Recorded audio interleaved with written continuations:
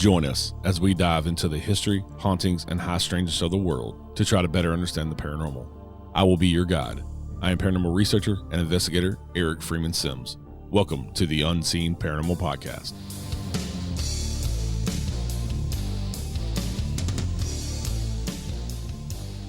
Hey everybody, welcome back to the show. Thank you for tuning in. Really appreciate y'all tuning in. Having a blast at season 5 here, episode 176. We have a returning guest, one of my favorite UFO researchers. Mr. Warren Agius is on the show for the third time now. And if you haven't listened to the other 2 episodes with him, go check that out. And go check out his first book, Evidence of Extraterrestrials. Over 40 cases prove aliens have visited Earth. And his new book, which is hot off the presses, is called Close Encounters, Exploring the Mysteries of Alien Abductions. And so we're going to dive into some of those cases with him. And I love how Warren writes his books because they're very matter-of-fact based cases. And he lays out a pretty good case of people actually coming into contact with aliens and extraterrestrials, interdimensional beings, whatever you want to believe they are, and also some people who have been abducted by them. As usual, I will have all of his links in the show notes, so you can go grab a copy of his books yourself. And go check out the other 2 episodes I did with Warren. Like I said, the first one was on his first book. The second episode we did last year was on the UFO disclosure. And today we're talking Close Encounters of the Third and Fourth Kind. So sit back, relax, and enjoy the show. We'll talk to you next time. Hey, Warren, welcome back to the show. Thanks for joining us today. Thank you for having me, Eric. It's always nice being on the show. Yeah. I always like having you on and love the books. You have a new book out. Well, as we're recording this, it comes out tomorrow, but by the time this comes out, it'll be out. Yeah. And, of course, we had you on a while back for your first book, Evidence of Extraterrestrials. Over 40 cases prove aliens have visited Earth, if I could talk today. And the new book, Close Encounters, Exploring the Mysteries of Alien Abductions. Exactly, yes. Yeah, and I have not, because I like to be factual, and that's why I love your books, because you're very scientific-based and factual. And so I haven't really approached other than when me and you've talked a couple of times, I haven't really approached the abduction thing because there's a lot of craziness out there, of course, in that. Exactly, yes. I was so excited that you were writing a book about abductions and like close encounters. So what is different with this book as opposed to your first book? So firstly, before I started even writing books, I had this idea of what if I wrote a couple of books, and in these books I explore the UFO phenomenon from all perspectives, right? And of course, you need to start from UFO sightings. That's the basic premise of the phenomenon. And that's where the first book comes in. In the first book, I explore the most important UFO sightings that we've had in history, paying attention to those sightings that perhaps not many people know about. That was the first book. At the time of writing the first book, I had enough material to write the second book. The original plan was for the first book to be divided into 2, UFO sightings and alien abductions, but it turned out to be very, very long, which I myself would not have read, right? Yeah. So I said, let's create this into a different book. And that's where the material came from. I explored the most compelling close encounters of the third kind and alien abductions. The book per se is divided into 2 parts. The first part explores close encounters of the third kind, which is when there is a UFO sighting and the person is in close proximity to the aircraft. But there is no abduction happening. So that is the first part of the book. The second part of the book, I explore alien abductions. And I myself was very, very hesitant on which cases I explore, right? As we all know George Adamski, we all know Billy Meyer, and these individuals have quite preposterous stories. Yeah. And I separate myself entirely from these cases because it is these cases that bring skepticism and negative attention to the phenomenon. And I didn't want, for once, I wanted alien abductions to be taken seriously. Right. And there are a lot of compelling alien abduction cases which are not very famous. Everyone knows about Betty and Barney Hill, Whiteley Strieber, Travis Walton. Fantastic cases, right? And they are included in the book, but these are far from the most compelling alien abduction cases. And unfortunately, in the majority of UFO and alien books, these are the cases that are covered. So I wanted to create something that is a little bit different, and it gives the reader a comprehensive study on alien abductions, and I cover cases which are perhaps less known, such as the Stefan Michalak case, the Ariel School sighting, Robert Taylor. These are all cases that are less well known, but are just as, if not even more compelling and convincing than the most famous ones. But I want to go in a very clear direction that in no shape or form do I believe that all alien abduction cases and stories are real. And even in the cases I do explore in the book, I provide a lot of skepticism and alternative theories. I do not at any point say this was most definitely an alien abduction case. There are a few cases where, the story does point towards that direction, but I do offer a lot of skepticism because it's important to be factual. It's important to be objective when talking about such an important phenomenon. Right. Yeah, and I love how you laid out the evidence, the different evidence for and against, and basically, each one you have. Okay, what is the military or the police's explanation, or the press's explanation, or anybody else who investigated, and then what is the evidence that supports what the person is claiming to have been abducted? Yeah, I really like how you broke that down. Yeah, and many times there is a rational explanation. I mean, if we look at perhaps we'll go into certain cases later, but if we look at certain UFO sightings, or for other cases such as, for example, Billy Meyer, there's always data which proves that the case was not credible. And I only included cases which I personally believe are very compelling. By no shape or form do I believe that every case I cover is 100% an alien abduction, but I do believe that out of the cases I cover, I genuinely believe that there is a compelling argument for the alien abduction theory. Yeah. And the Robert Taylor one you had mentioned was one I had never heard of, and I think is a pretty compelling one as far as the evidence. In going against. So what kind of is the story with Robert Taylor? Yeah. I'm glad we're actually talking about it, because, like I said, it's one of the cases that goes quite under the radar. Yeah. But I personally find it to be one of the most convincing cases. So Robert Taylor's story, it goes back to 1979, and the story takes place in Scotland. Robert Taylor, he was an ex-army man. He fought in the Battle of Normandy. He fought in the Battle of Dunkirk, and in his later years, he became a forestry worker. And so there was quite a different style. On one hand, he was an army worker. He fought in wars, and then he started working in forests. The encounter itself took place on the 9th of November. At that time, he was 60 years old. And one of the tasks he had was that he goes in a forestry area, and he makes sure that there are no sheep astray. He makes sure that everything is in order. And so it was a Friday morning, and he had his dog with him. The dog was an Irish Red Setter.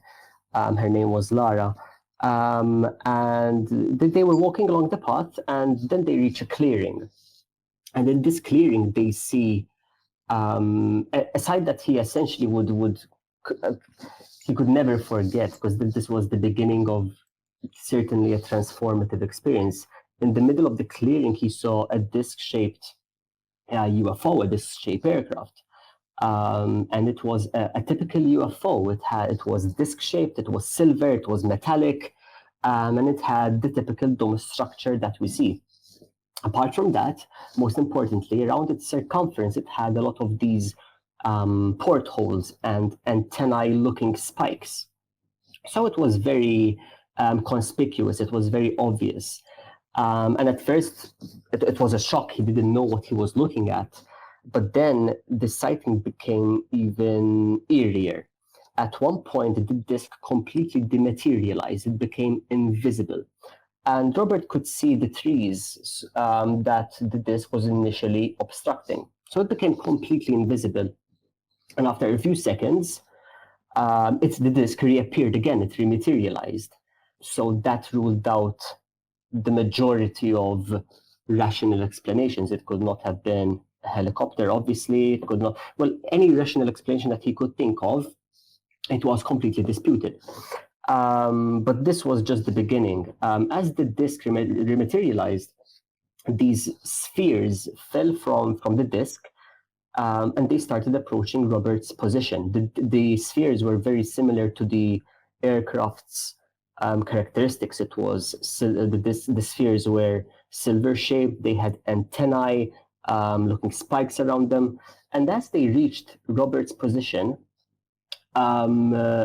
two spheres attached to his leg, and they started dragging him towards the disc.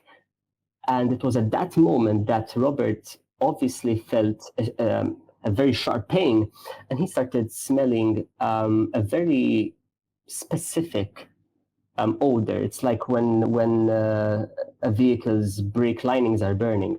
And he also started tasting a very foul taste. And then he lost consciousness for a couple of minutes. Around 20 minutes passed when Robert regained consciousness, and he only regained consciousness because his dog Lara was tugging at his shirt. And when he woke up, he was completely unaware of where he was. He was completely disorientated. His truck was close by, but he was too lethargic to walk, so he had to crawl there. And when he opened his truck, the radio communications were down. So the only option he had was essentially to walk home, because the truck was caught in a mud. It was caught in mud essentially. So he could not back it out, and he was too lethargic to do so. And his house was not too far away anyway. So as he walked home, his wife opened, and she was in shock. She was completely in shock. She thought that he had been robbed. And the first sentence that Robert uttered was that he had been attacked by a spaceship. In fact, the name of the chapter is "Attacked by a Spaceship." It's a direct quotation from his report, which he gave. Anyway, Robert's physical health then gradually sort of deteriorated. There was a forensic analysis as well. And what is so interesting about the forensic analysis is that when they went to the site at the Dutchman Law, where the encounter took place, they could see caterpillar tracks. And caterpillar tracks, at first I was like, I wasn't aware of what caterpillar tracks, but they're very similar to what a tractor's tracks look like. Yeah, like a tank tracks or something like that. Exactly. And these caterpillar tracks were solely in the middle of a clearing. So they weren't leading to or from anywhere. And the only explanation there was that this machinery which was used, or whatever it was, it had been dropped. It had made a vertical descent and a vertical ascent. It didn't lead to or from anywhere. And there were a lot of markings around the ground which match up a lot with Robert's police report. There were several detectives. For example, Detective Walk was one of the officers on the scene, and he took photographs and measurements, and he could see that the landing marks were identical. They were each 10 feet long. And so they were completely symmetrical, 10 feet long, a foot wide and 7 feet apart. They were completely symmetrical. Apart from that, these tracks were surrounded by round spherical depressions, which once again, they match up with Robert's story. And the forensic analysis, which also focused on Robert's clothing, they could see that there was a very specific tear. And without going into the specifics of where the tear was and where the tear wasn't, the forensic analysis concluded that the tears were not caused by any burning, and that they were caused by Robert having been pulled upwards, which coincides once again with Robert's theory. Yeah. And anyway, from there on, Robert obviously did not want to talk about it to anyone. And in fact, the only reason that we know about this case was that it was leaked. And it was leaked by a colleague of Robert who had went to the site with his boss. From there on, he did not want to talk about it at any point. But his story remained unchanged. His story was that he had seen this, what he referred to as a spaceship, and what he saw was the truth. So then certain skeptics came forward and they started giving several theories. One of the theories that I consider in the book I consider three theories, right? The first theory is that he suffered a stroke. The second theory is that he suffered a seizure. And the third theory is the extraterrestrial hypothesis. Like I said in the beginning of the episode, I like to give attention to each and every hypothesis. At no point do I try to prove the extraterrestrial hypothesis, but it's good to explore each and every possible theory. Right. The first theory was that he suffered a stroke, a transient stroke, and the symptoms are similar. So Robert experienced a headache, a dry mouth, he lost consciousness, and these are indeed symptoms of a stroke. But this theory does not take into account the physical evidence. Where did the landing marks come from? The tears and on Robert's clothing, these are all unaccounted for. So once again, this theory does not really hold true. Then there is a very preposterous theory is that he suffered a seizure. There's this well-known skeptic, his name is Stuart Campbell, and he stated that as Robert was walking through the woods, he saw a bright Venus in the sky, and because of the intensity of the light, he suffered a seizure. This theory is obviously preposterous for many reasons. It was daylight outside, and even if you know where Venus is in the sky, it would be very difficult to locate it.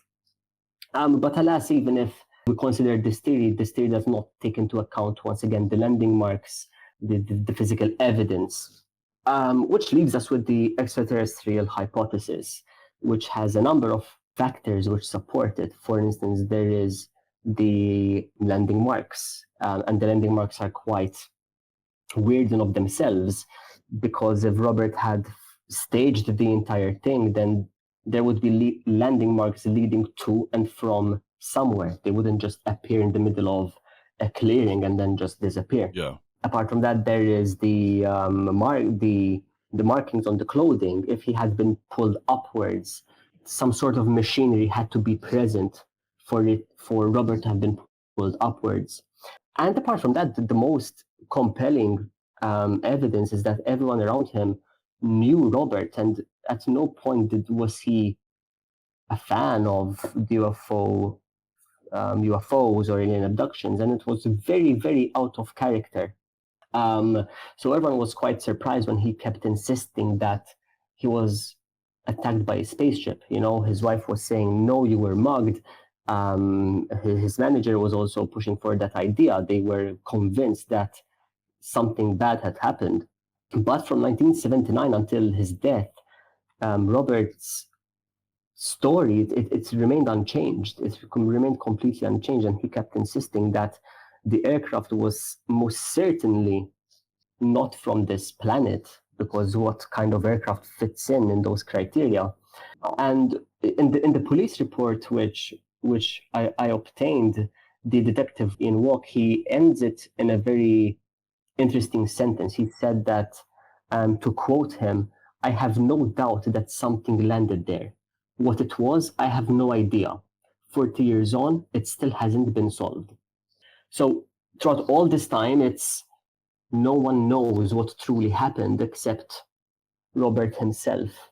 it's a very, very interesting case. And a lot of factors do point towards the extraterrestrial hypothesis. And I do believe that if this phenomenon is real, then this case is one of the most compelling ones. It has a lot of evidence supporting it, and the characteristics line up with what we know of about alien abductions. Yeah, and his clothes were actually forensically examined by the police department, and they're the ones that said that it looked like, the tears, all the tears in his clothes were from him being pulled up. That's the only way they could have been made. Exactly. The analysis, they examined it extensively. They stated that the tears and the holes, they could not have been caused by burning, and they could only have been caused by a strong mechanical pull. So either Robert was genuinely, his testimony is genuine, or else there must have been a machinery which he had planned there. Yeah. Which pulled him upwards, which, it doesn't make much sense. Yeah, because, where are the rest of the tracks? He had to get the machinery in there and out of there. Exactly. And there's also the missing time period, which we don't know what actually happened. When Robert lost consciousness, he lost consciousness for around 20 minutes. And the missing time period is one of the stages of alien abductions. So that does also line up with the story. Yeah, I found that one just fascinating, especially with the spiked spheres that came and attached to his legs. Never heard any other story like that with the alien abductions or the close encounters. There are some similar ones that have been coming out lately. I know David Paulides had one on his latest documentary about these people seeing a sort of drone abducting cows and flying them across a valley. And you know what's interesting is that when I first wrote these chapters, it was some years and months ago. But then in some years ago, I believe it was last year or the year before, the DIA, they published a paper which explores the actual paper. It's called Anomalous Acute and Subacute Field Effects of Human Biological Tissues, which basically it means it explored how humans have been affected by UFOs. And in this paper, which I quote in the book, it explores how many military officers, when they came into contact with UFOs, they experienced a lot of immediate and intermediate after effects. So within 72 hours, they started experiencing medical ailments. Yeah.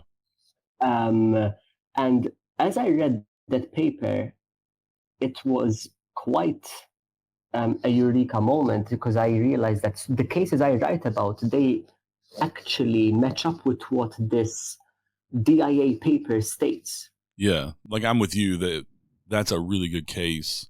And once again, always go back to this guy didn't gain anything out of this. He didn't have anything to gain, never asked for money, nothing like that. He didn't even want it leaked to the press. Like you said, it got leaked out to the press. Exactly. Yeah.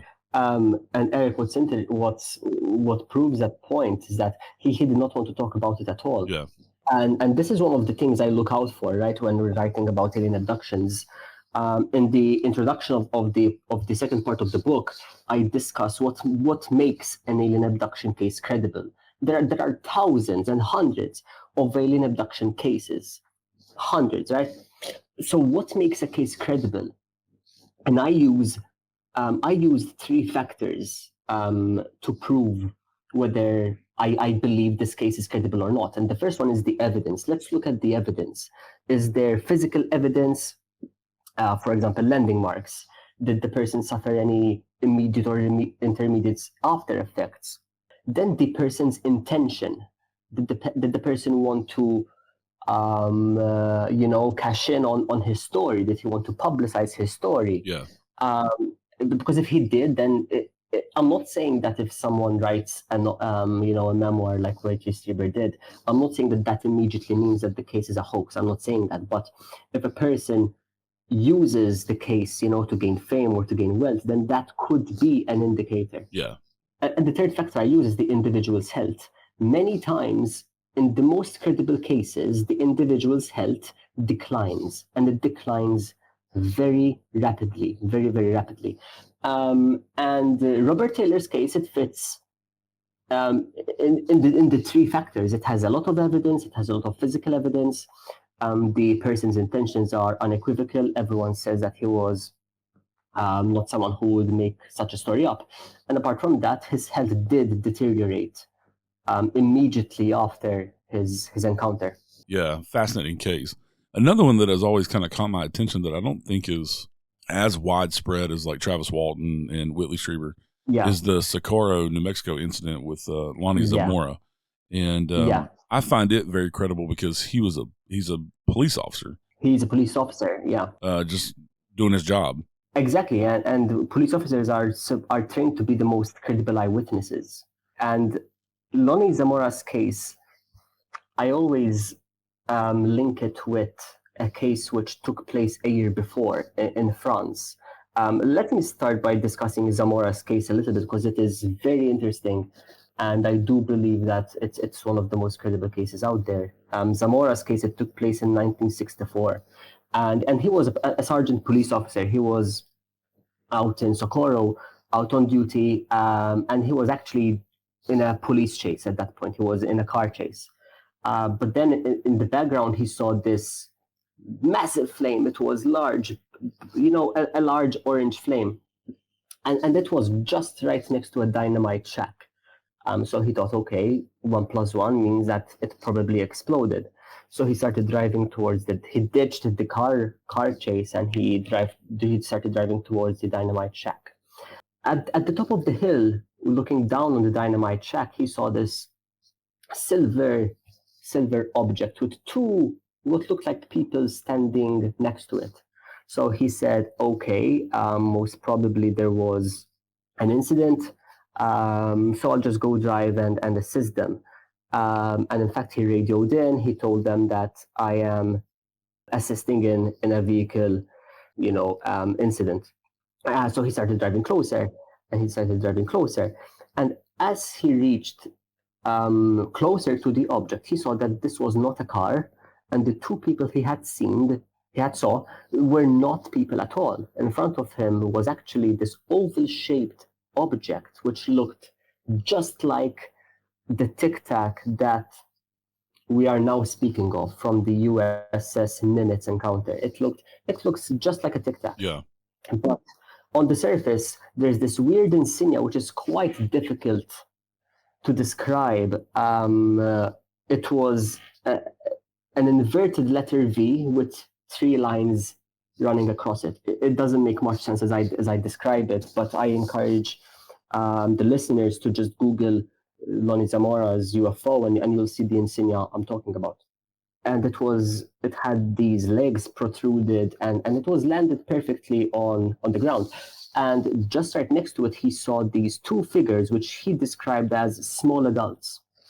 So small adults or large kids, that's what he said. So he saw them from afar, and they were wearing these white overalls, completely white. And at this point, they were not aware of his position, but after a few seconds, one of them noticed his presence, and they became immediately startled. And as they became startled, they dashed in the aircraft. They completely disappeared. At that point, Zamora exited the car and started approaching the position. But then he heard this loud roar, which he thought, the dynamite shack exploded. But It wasn't the case. What happened was that this tic-tac oval-shaped aircraft started ascending. It started completely ascending, and the loudness, it started becoming more intense. And then he was expecting an explosion to happen at any point. It was that intense, but the explosion never happened. He dropped to the ground, covering his head, but then the aircraft just sped away completely and disappeared. As it happened, he immediately got out his sketch pad and he drew this aircraft that he saw, and he phoned the sergeant, Sergeant Chavez, and he told them what happened. Within a couple of minutes, they came to the scene and they saw that, first of all, there were many depressions on the ground. There were 4 identical depressions on the ground, and in front of these depressions were burned clumps of grass, which obviously matches up with the fire that he had seen. And they, at no point did they question his credibility. I mean, everyone in the police station in Socorro, everyone knew Lonnie Zamora, and they knew that he would not invent such a hoax. Right. Apart from that, let's keep in mind that this was 1964, so the topic of UFOs was still quite a taboo, and if you brought it up, you most likely would be ridiculed. Right.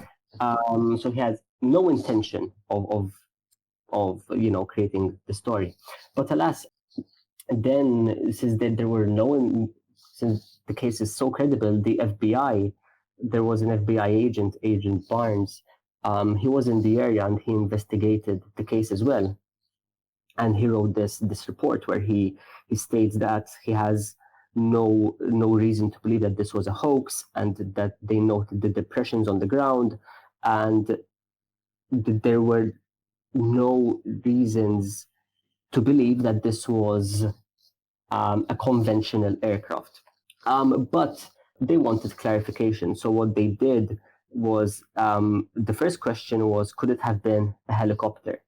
But that was immediately ruled out, because they just called the air traffic controllers.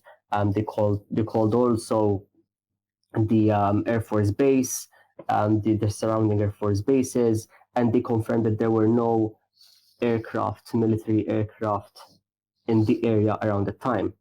The second question was, could it have been a lunar surveyor? So a lunar surveyor is this it's this program that ran in 1966 until 1968 to explore and to test soft landings on Earth, before the moon landings. So this was a possible theory, but the surveyor, the way it looks, it does not match up with what Lonnie Zamora saw.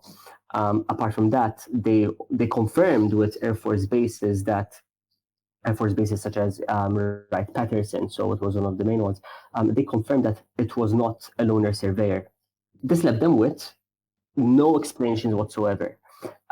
In fact, it is one of the few cases in Project Blue Book which remained unidentified. Yeah. However, and this is very important to mention, it remained unidentified because they never considered the extraterrestrial hypothesis. They never. So if they had considered, I never would expect them to state, this was most certainly an otherworldly encounter, because you cannot even prove that scientifically.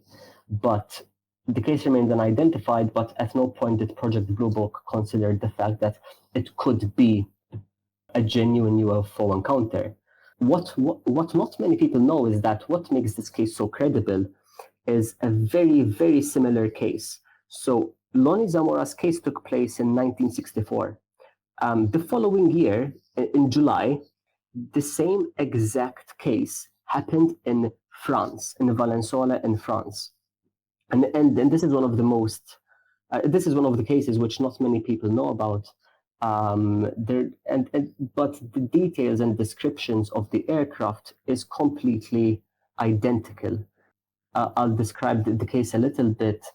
The case took place, like I said, in 1965 in this beautiful town. The town is called Valenzuela, and it is known for this lavender fields. As I looked up pictures of it, it looked absolutely stunning. And in July of 1965, Maurice Masset, he was a lavender grower. He had a field called L'Olivol. He had the field full of lavender crops. And on this day, at around 5 a.m, he was smoking a cigarette before starting working, when he heard this buzzing noise. As he looked around, he saw this oval-shaped aircraft. And at first, he was not too shocked, because it was not uncommon for helicopters to land in fields. So he started approaching the aircraft, but as he got closer, he realized that this was certainly not a helicopter. just like Lonnie Zamora, he saw an oval-shaped aircraft with protruding legs, and it was landed perfectly. As he got closer, he saw two humanoid figures, let me say that. He described them as two boys of around 8 years old, and they were bent over picking up lavender crops. At this point, he did not consider the fact that these were probably extraterrestrial. What was going through Masa's mind was that he was extremely angry because throughout that month he had been finding his crops damaged. The sprouts, he was finding a lot of his lavender crops with their sprouts cut off. And obviously this was his livelihood, so he thought he had caught the culprits. So he went to confront them. But as he got closer to these two humanoid beings, as he approached them, he was around 6 meters away from them. One of them straightened up and pointed this instrument towards him. And as the instrument faced him, Maurice Massa was completely paralyzed. He could not move a muscle. He was completely stuck to the ground. And during these seconds, he could take in all of their obscure, eerie features. They were not children at all, certainly. They were the height of around an 8-year-old child. They had massive bald heads. He described them, to quote him, pumpkin-like heads. Their eyes were large, slanted, almond-shaped, and they were grunting. They were creating these grunts from around their stomachs, and that's how they were communicating with each other, he thought. Anyway, after a few seconds, the beings dashed into the aircraft, and just as Zamora had stated, the aircraft ascended from the ground and sped away. It sped away very far away, completely disappeared. The story, following this, he went to his friend's cafe in town, and he told him what happened. But he wasn't, and his friend was encouraging him to report it to the police. But Maurice Massa, he did not want to at all. He knew that he would be completely ridiculed, and no one would believe him. So he kept it to himself. But then the following day, word started spreading around town, and it was the police officers themselves who approached him, actually. And they told him, listen, we know we've been hearing what happened. Can you take us to the field? So he did, and they found just what they found in New Mexico. They found these cylindrical depressions, the burnt grass. So there was a lot of evidence. What is interesting, the two things interest me the most about this case. So up until his death, Maurice Massa did not tell anyone the full story. People kept interviewing him year after year. And he said in one of the interviews, he said that he will not tell anyone what happened, and he has not told anyone, including his wife, what happened. And he insisted that he will take what happened to the grave. Wow. So it made me question what could have happened that was so significant. Right.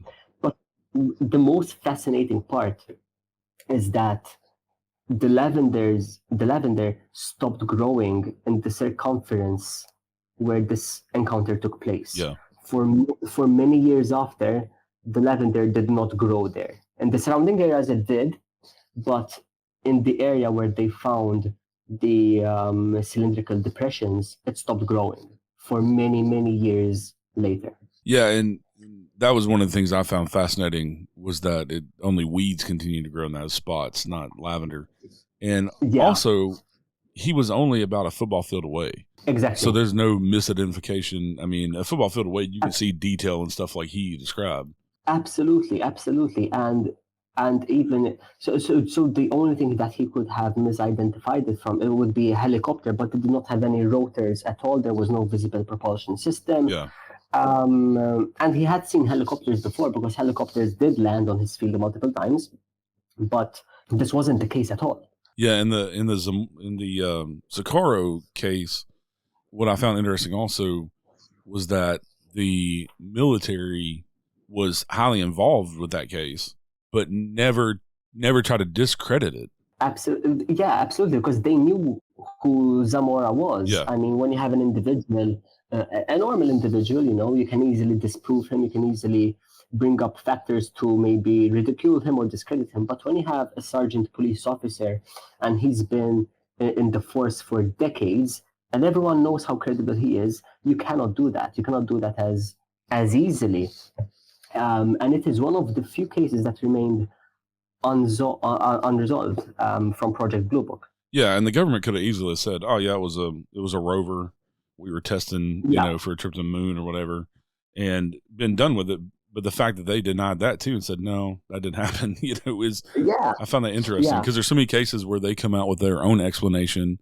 Like Roswell with the weather balloon and all that shit. Yeah. The fact that they didn't come up with an explanation and it remains unsolved, I think, speaks a lot of credibility to what he saw. It speaks a lot, and it happened in the perfect time. At that time, like I said, there was this lunar surveyor program where they were testing for the moon landing. So they could easily have said, it was a rover. It's sort of, not really, but they do match up a little bit, the characteristics. There's the vertical ascent and descent. So they could have easily said, this is what you saw. Right. But at no point did they try to discredit him or argue against what he saw. Yeah. Yeah, and those two cases, that's interesting too, a year apart and very, very similar from both witnesses. Yeah, and what's fascinating is that the one encounter that happened in New Mexico, it happened in a different continent, but the descriptions match up perfectly. Yeah. They match up perfectly.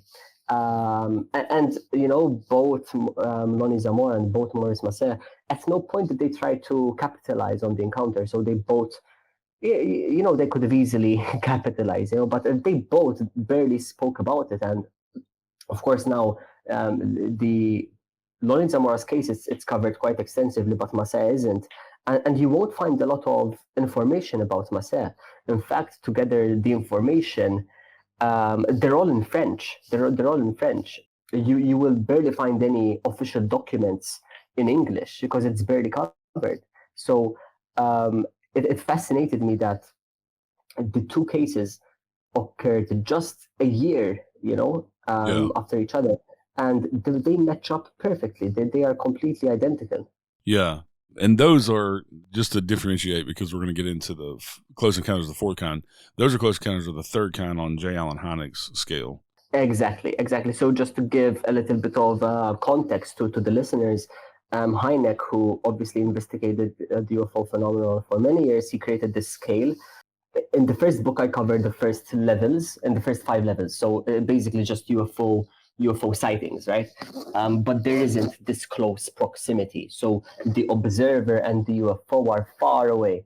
The level 6 is close encounter of the third kind, and just as the cases we've discussed so far, they fall under that level. The person is in close proximity, but there isn't a capture, there isn't an abduction. That comes in level 7. Level 7 is close encounters of the fourth kind, where the individual is actually abducted by an alien entity. So let's get into some of the actual abductions. Yeah. One of the ones that I wasn't really familiar with, I've heard of it, but wasn't really familiar with all of the details, and as in depth as it was the Kentucky abductions. And I just had Geraldine Sutton Stith on my show talking about the Hopkinsville Goblin incident, the Kelly Greenman. And that's where I bought the haunted house that I bought, is in Hopkinsville, not far from where that happened. Okay. And I've actually become friends with Geraldine. I don't know if you're familiar with that story, the little yeah, that's so interesting. Yeah, the little men that attacked the family. And Geraldine, it was her father. She wasn't born yet because it was in 1955, but it's her father and grandmother and some of her other aunts and uncles that experienced that attack from those they're actually little silver men. But you don't see a whole lot of, not on that side of the state of the Kentucky area, right? Yeah. On the western side, a lot of stuff comes out of the eastern side with like Hellier and that type stuff and goblins over there. Exactly. But the Kentucky abductions in 1976, I found very interesting. Yeah, it's one of the cases that absolutely terrified me. Yeah. Genuinely, as I was watching, I'm like, Jesus Christ, this is genuinely terrifying. And there were many times where I just had to take a step back a little bit, because after so many hours of reading and writing about it, it just becomes a little bit too much. And it is one of the most terrifying cases, not because of the description, but because of what these women went through. And yes, that is plural women. There were 4 women. Sorry, 3 women. So what happened was it was the women are Mona, Louise, and Elaine, and it was January 1976, and they were celebrating Mona's birthday, so they just went out to dinner together. Everything was fine. At the end of their meal, it was around 11 o'clock at night. They started driving back home. Louise was driving, Mona was in the passenger seat, and Elaine was in the back seat. They started driving, everything was fine. But then from the passenger seat, they saw, Mona saw this red light. A very, odd. It was bright, but she did not think too much into it. It was simply a bright light. It was moving erratically. She pointed out to the other women, and they said it's probably an aircraft landing, or else it could be a bright meteorite. So they didn't think too much into it. But then the aircraft, the light, it kept moving very erratically. It kept making sharp turns. So then they were even more curious.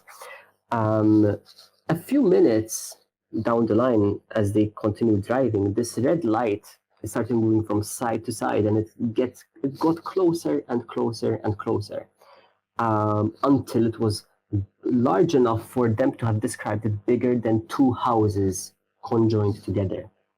So it was massive. Apart from that, the light was moving in relation to the vehicle. So at one point, if the vehicle moves to the right, then the light makes the same exact turn. It was paralleling their movements. At one point, the light was just behind them. It was just behind the vehicle, and it was moving completely erratically. And it was at that moment that they saw that this wasn't just a light. It was a disc-shaped aircraft. It was massive, and it had this ring of red lights around the circumference, and beneath it was this warm yellow light, just on its underbelly. And at this point, it was just behind their vehicle, so they could see it from the mirror. And at one point, the disc just completely flips on its belly. Does a complete 180 degrees. I think that, 180 degrees. So it was showing its belly. And obviously the women were shocked. They were panicking. Louise, she started losing control over the car. So she hit the brake as hard as she possibly could, but the car would not stop. They tried to lift the handbrake, and the car would not stop. It was moving at 85 miles an hour. And the car was completely out of control. So despite pushing and stepping on the brake, the car just would not stop. And that was the last thing they recall. Actually, before that, they saw this fog-like light enter the vehicle. So the car started filling up with this fog, this burning fog. They started feeling a burning sensation, and then they lost consciousness. They had no idea what happened. So some time had passed then. In hindsight, they realized that an hour and a half had passed, around an hour and 20 minutes had passed. And they saw that they were on the outskirts of Hustonville. It was 8 miles away. They had no recollection of how they had gotten there, but an hour had passed. They were all very perplexed and confused as to what had happened. And they were also experiencing a lot of this burning sensation. Their skin was burning. So they decided to spend the night together. So they drove back to Louise's trailer in Liberty. It was 1 o'clock in the morning, and they were so shocked that they asked the assistance of their neighbor, Lowell. They told him the story, and he could evidently see burn marks all around their bodies, and their eyes were irritated. Interestingly enough, each of them found a red mark on the back of their necks. It was a few inches. Each of them, it was in the identical spot on their necks. Apart from that, while Louise was in the bathroom washing up and trying to wash her face to ease the burning sensation, she realized that the minute hand on her watch was moving as fast as the second hand. And this is a common occurrence across close encounters. There's a lot of mechanical anomalies that take place. So it was obvious that something had happened. It was obvious that something unconventional had happened. So they called the police to make a report. They called the Navy station. But they told them that they could not do anything about it. So they just gave up. They dropped it. They hoped that they would get over it. But what they did not know is that their phone call to the Navy would soon leak to the public. And this is how we know of their story. What is upsetting is that their life took a very dark turn following this. The burn marks and irritation did not go away. They started receiving endless phone calls from news reporters inquiring about what happened. And this was one of the most credible cases that the press could pick up on. I mean, three women stating that they experienced the same exact UFO encounter, and each of the three women were burned by it. Yeah. And just a little segue, the paper I talked about that the DIA published, it stated that many Navy and Army personnel, many of them experienced the burn marks following a close encounter to UFOs. So anyway, back to the story. So they had these burn marks, the irritation, and it would not subside. Actually, it continued to deteriorate. They could not sleep. They had this rapid weight loss. They were completely overwhelmed, and they simply did not know what happened. Adding to the mechanical anomaly that I mentioned, the car that they used on the night, Louise's car, it started experiencing electrical failures that just were unexplainable. So the light would suddenly stop working, and she had been pulled over multiple times. The minute hand on their watches would just move as quickly as the second arm. Apart from that, even the bedroom clock was experiencing the same effect. Wow. What is bizarre, and perhaps this is a stretch, but following that day, Luis owned a pet parakeet. And usually he was very warm. He sought her presence a lot. But following that, each time Louise entered the room, he would completely become hysterical. He would start shouting, and he would only calm down when Louise left the room. After this, he died just a month after. I'm not saying that this was a direct cause and effect, but it is certainly ominous, right? Yeah. So the investigation, what took place, the women, they were desperate for answers. They needed to know what happened. At no point did they consider that they had been abducted, however. I need to emphasize this point, that at no point did they consider that this was a UFO encounter. They did not. Jerry Black from MUFON spoke to them, and he told them, listen, we can get you professional support. We can get you speaking with mental health professionals, because this sounds like a genuine case. And then that's what happened. On the day, they expressed their concern for everyone, especially Louise and Mona. Their health was deteriorating drastically. And in fact, they experienced a breakdown shortly after this. And what is interesting is that MUFON realized that this case was very distressing for them. And for this reason, they did not want to publicize their encounter without them having felt better.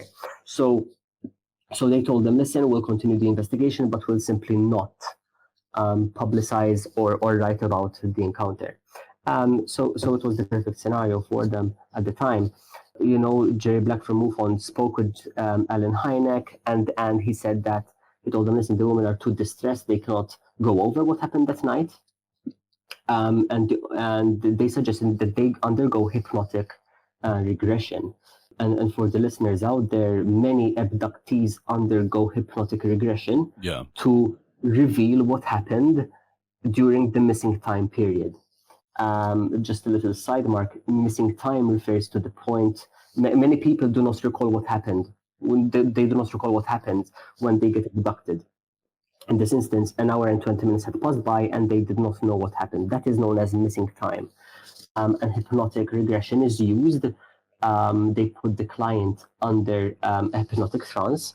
That way the client is not too overwhelmed, and that way they can access these repressed memories that is being held from the conscious mind. So yeah, it is used quite commonly in abduction cases because it is very, very traumatic for the abductee.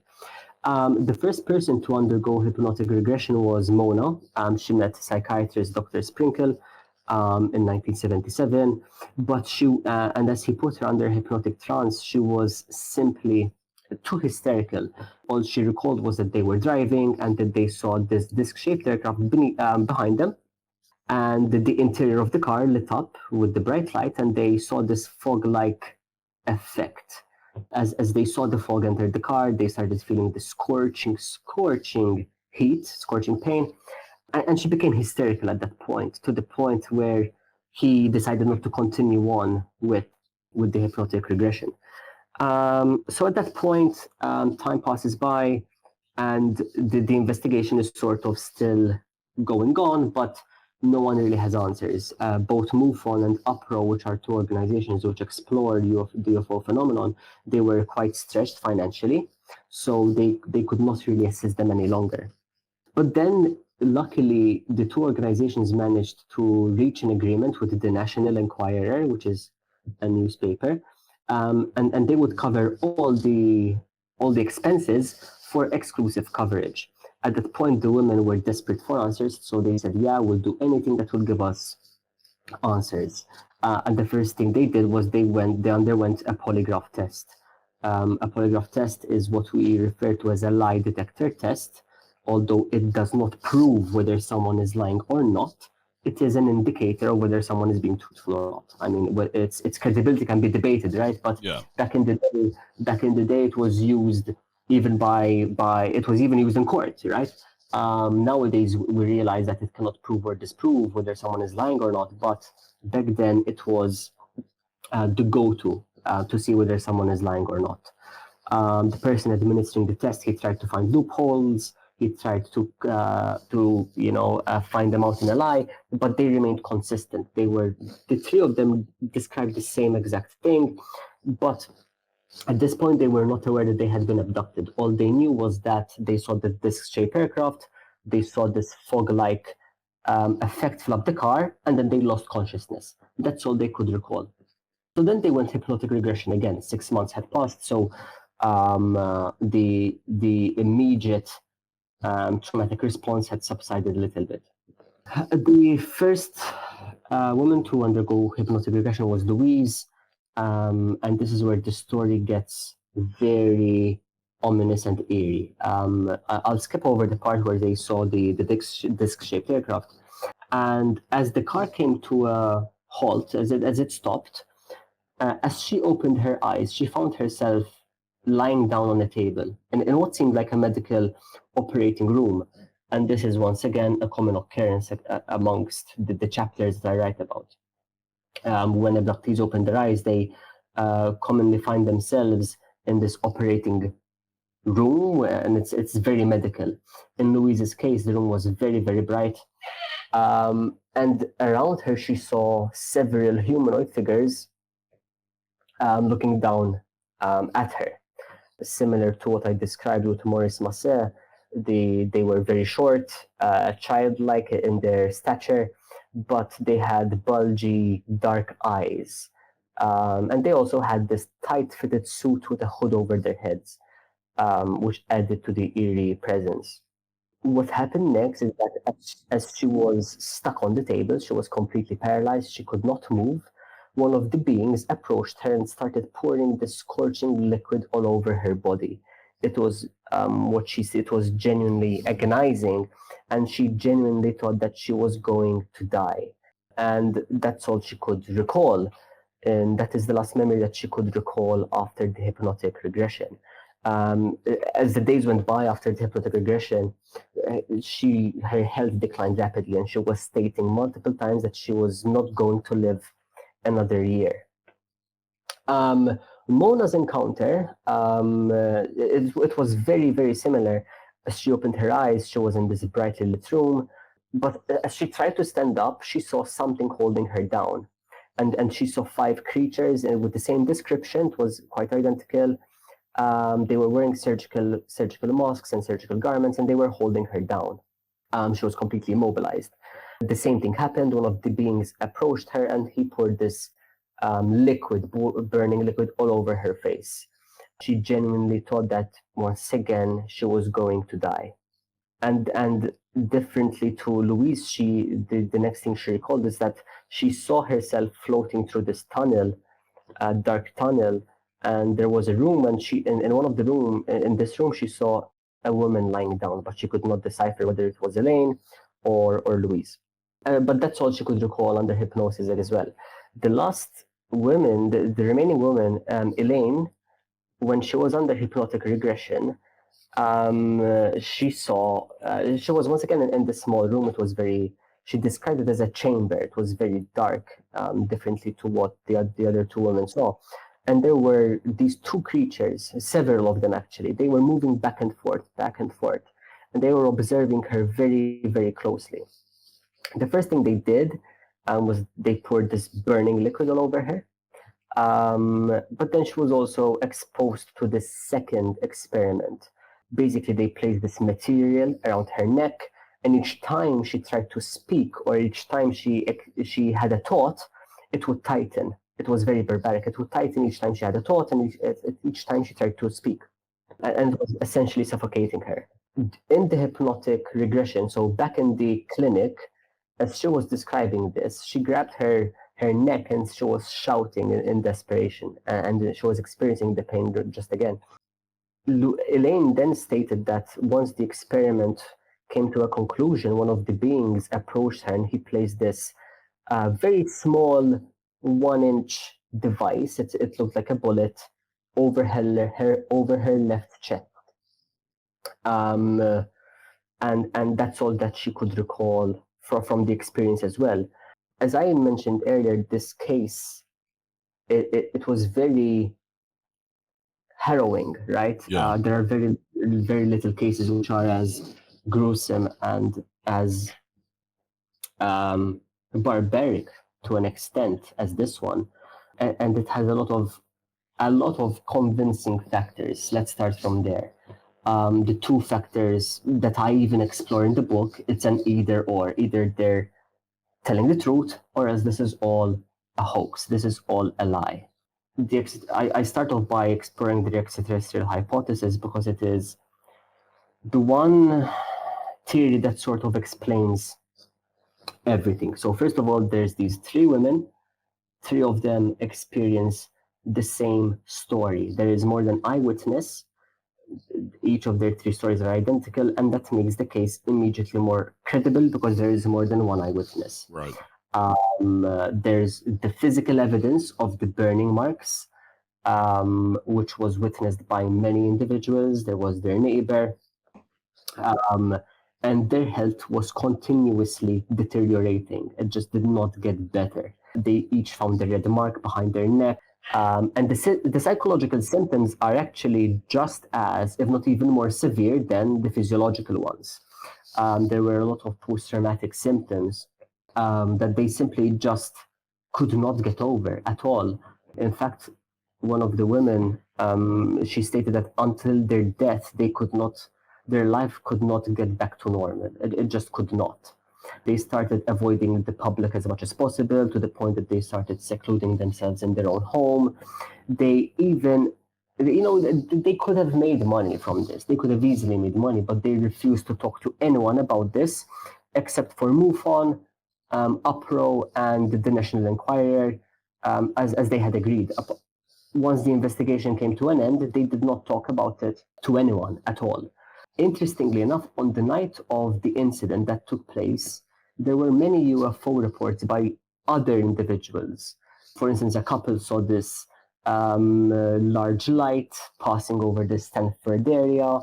Interestingly enough, also, where the car came to a halt, it was just next to a farm, and one of the residents there, they had actually seen this large light come to a stationary position, just hovering silently, which sort of corroborates their encounter, right? The only other explanation that I could think of as I wrote this chapter was that this was a hoax. But I could find very little reasons as to why they would do so. I personally, if I was experiencing that much anguish, I would, if was making it up, I would want to capitalize on it. But Right. It's sort of very illogical for them to make the story up and then not gain anything from it, you know?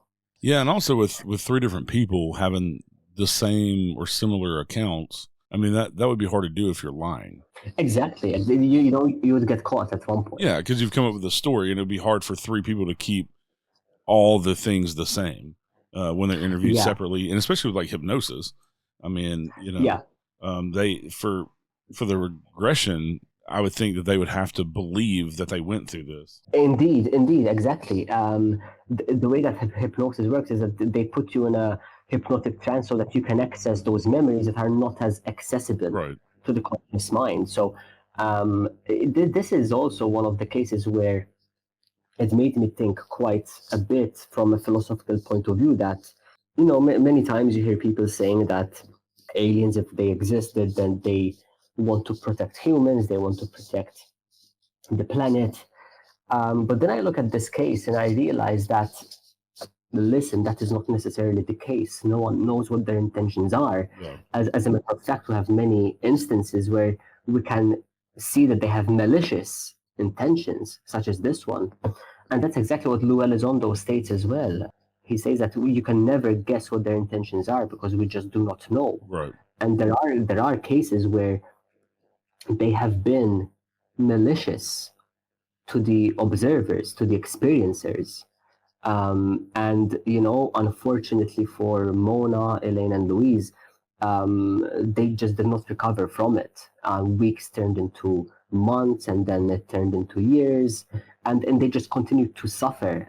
They never returned to who they were before. Yeah. And that's what stuck with me the most. Yeah, it's interesting because the dichotomy between some of the cases, because with like Travis Walton, he believes that they accidentally killed him and took him on board to bring him back to life because they hit him with that light or whatever, and it stopped his heart and knocked him backwards. Yeah. And so, and then, in this, I mean, the one woman almost lost her eyesight because her eyes were burnt and swollen, and they had all those burns and health problems. Yeah, exactly. Yeah, it's interesting. One of the things that you hear, in the alien UFO world is that, maybe there are different races that are coming here, that some of them have better intentions than others. Yeah. See, it is these questions that make you think philosophically, because, I mean, I think it was Stanton Friedman who had told me this. Stanton, obviously, he passed now, but some years ago, I was talking to him about this, and he said, in the same way that, there are good humans and bad humans, we have to assume the same for these beings. There are beings who have good intentions. Right. And there are beings who have malicious intentions. And as I look over at the chapters in my book, I for example, right now I'm looking at Stefan Michalak's case. It is very similar to this Kentucky abduction, and he was harmed by his encounter. Yeah. I encourage the listeners right now to just Google Stefan Michalak, and you can see the burn marks on his body. But then I look at, Whiteley Strieber, I look at Betty and Barney, and they each describe this experience to be sort of a spiritual awakening. Right. Where they are sort of telling them that, listen, we need to start taking care of the sustainability, essentially, to take care of the planet. So as you stated perfectly, there is this dichotomy between the cases which are sort of looking out for the planet and for the abductee, but then there's also these cases that just prove that some of these encounters are malicious, and these beings, they do not necessarily have the good intentions that many of us assume they do. Yeah, it's fascinating cases in this book as well as in your previous book, and I love how they're kind of you started kind of a series without doing a series, like they're companion books, because the way you continued on J. Allen Hynek's scale, you kind of continued from the first one onto this one. I remember just before writing the first book, I said I just wanted to explore the phenomenon, because obviously I've read many books about the phenomenon, but there isn't I wanted to create this series where if you combine all of them, they give you this convincing argument that we are not alone. Right. And we should not be asking, are we alone? We should be asking, why? Why are we being visited? What are their intentions? That is the question that we should be asking at this point. Yeah, and also asking for more disclosure from the governments around the world. Yeah, indeed. Right now there's talks of another hearing coming up, but and many times people get caught up in this argument, like, when is disclosure going to happen? But then my question simply is, disclosure is happening. I mean, we're having the DIA publish papers about how UFOs are harming military personnel. We're having whistleblowers testifying in Congress. I mean, that is disclosure. Right. And we need to start giving these stories the importance that it deserves. And of course, UFO sightings are very interesting, and I do think that if someone is not acquainted with the phenomenon, they should start with UFO sightings. But then once you comprehend and acknowledge that these beings exist, the question should shift as to what is happening to those individuals who are having close encounters. And what is happening when abductions take place? What is the reason behind these abductions? Why, on a philosophical perspective, why are these abductions taking place? Right. Yeah. What do they want from us? Why are they mutilating animals and abducting people? Yeah. Very fascinating. And another awesome book, Warren. Thank you so much for coming on today. It's been an absolute pleasure, Eric. It's always fun talking to you, being on the podcast. I genuinely would like to thank all the listeners. Feel free to reach out to me on Instagram and Facebook. Let me know what you think about the phenomenon. Feel free to reach out. And the new book is called Close Encounters, Exploring the Mysteries of Alien Abductions. And where can people grab a copy of it? So they can grab a copy just where you buy books. There's Amazon, there's W.H. Smith. It's anywhere where you can buy your book. All right. And if people want a signed copy, just get in touch with me and we can arrange for that to happen as well. Obviously, it will be the same price. I won't obviously be charging more for that. So feel free to reach out to me.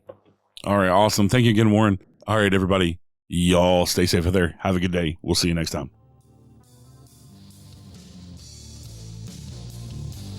Thank you for listening to The Unseen Paranormal. Join me next Wednesday with a brand new guest. And please rate, review, share, and subscribe on Apple, Spotify, or wherever you're listening right now. This helps more people discover the show. You can connect with me over on Facebook, Instagram, Twitter, or join us in the Unseen Paranormal Lounge group on Facebook. Until next time, remember, some of the scariest things are unseen. You have come to the end of the line.